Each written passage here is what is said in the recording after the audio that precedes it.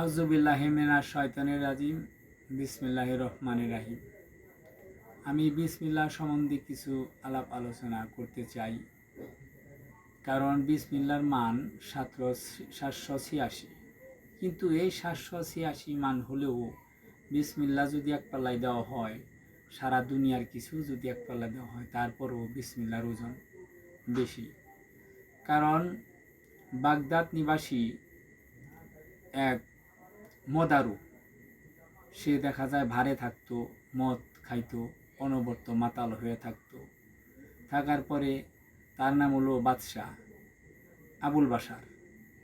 এই আবুল বাশার একদিনকে রাস্তা দিয়া হাঁটিয়া যাইতেছে, ভারের থেকে বাড়ি পর্যন্ত পৌঁছাইতেছে।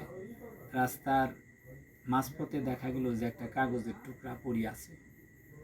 ওই বাসার ঝুলন্ত অবস্থায় ঢুলে ঢুলে ভাব, তখন ওই কাগজ উঠিয়া নিয়ে গেল।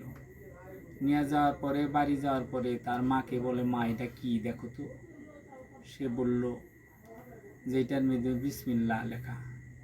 এই কথা শোনার পরে ওই মদার ওই বিসমিল্লাহটা একটা উপরের এক তাকের উপরে রাখিয়া দেয়। ওদিনকে রাত্রে বাগদাদের হাসান বসরি রহমতুল্লাহ আলাই, উনি একজন বুজুর্গ লোক ছিলেন। তারে আল্লাহ পাক স্বপ্নে দেখায়, তুমি বাশারের সাথে যাইয়া দেখা করো, কারণ বাশারকে আমার সালাম দিও।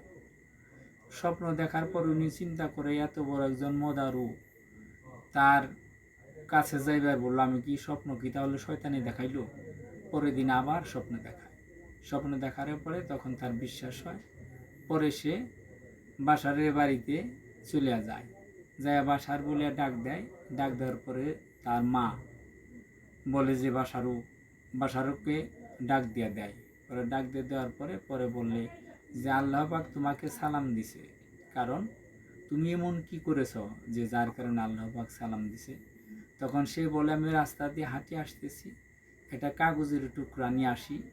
ওই কাগজের টুকরার মধ্যে বিসমিল্লাহির রহমানির রাহিম লেখা ছিল। তখন তাকে সালাম দিল। সালাম দেওয়ার পরে সে ওদিন থেকে মদ খাওয়া বন্ধ করে দেয়, এবং খেলে তাই নেয়, ভালো মানুষ হইয়া একজন জীবনযাপন করে। এই বলিয়া আমার কথা শেষ করলাম। আসসালামু আলাইকুম ওয়া রাহমাতুল্লাহ।